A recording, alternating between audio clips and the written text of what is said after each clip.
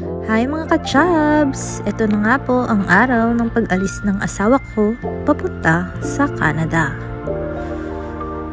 Siyempre, picture taking muna kay Kuya Ronald. Hindi kasi siya makakasama sa paghatid namin sa kanya papunta sa airport. Kung nagtataka kayo kung bakit ko nga ba ito na i-vlog, wala lang. Baka malay nyo, ito yung future job ko. Dito pa ako kumita. Charis!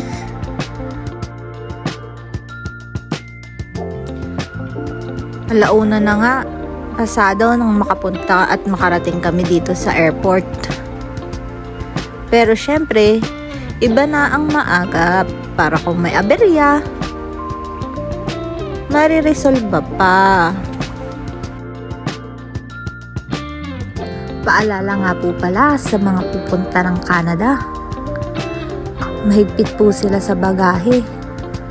Kung 23 kilos po ang iyong bagahe, dapat po 23 kilos lang. Kung 46 kilos naman po, dapat equivalent into 2.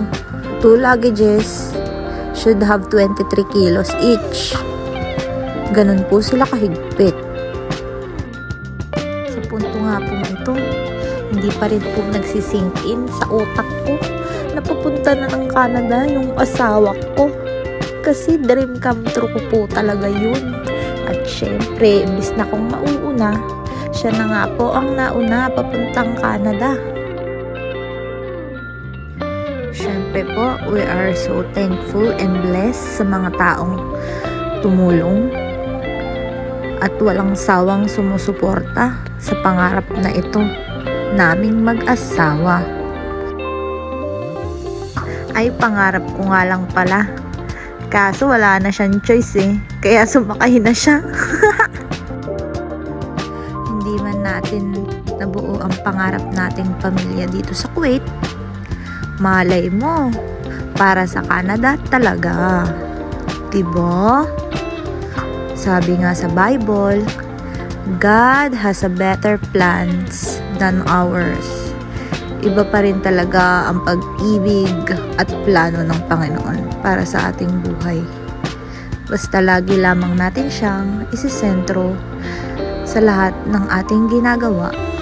At kung saan man tayo pupunta, tayo'y laging magtitiwala. Walang iba kundi sa Kanya lamang at siya lamang. Of course, Kristiyanong in love to. Oh Lord, ayokong lumayo sa plano mo, dahil the best kong galing sa'yo. Ayokong lumayo sa kalooban mo. O, tama ng pagkanta ko, baka mabantayo. Makapiright pa nga. Ayan. Sa puntong to, malapit na po siyang mag-check-in. Mag-Starbucks muna tayo. Salamat po sa 50%. Starbucks. Baka naman. Ayan na. Get ready to rumble. See you soon, chubs. Mag-iingat ka sa iyong paglalakbay. Lagi kang magdarasal. Gagayad ka niya kahit saan ka pupunta. Lagi mong baunin ang aking mga bilin. Siyempre, with a special participation ng Kuya Alvin. Baka naman. Charis. Antay-antay nga lang po kami hanggang makalusot sa immigration. Ayan.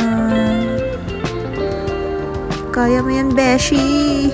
Wala na akong kamaritesan sa gabi. Ay, di bale. May video call naman. Parang di man tayo sanay dyan. Back to basic. LDR pills. And everything is under control. Nakapasa na nga po siya sa immigration.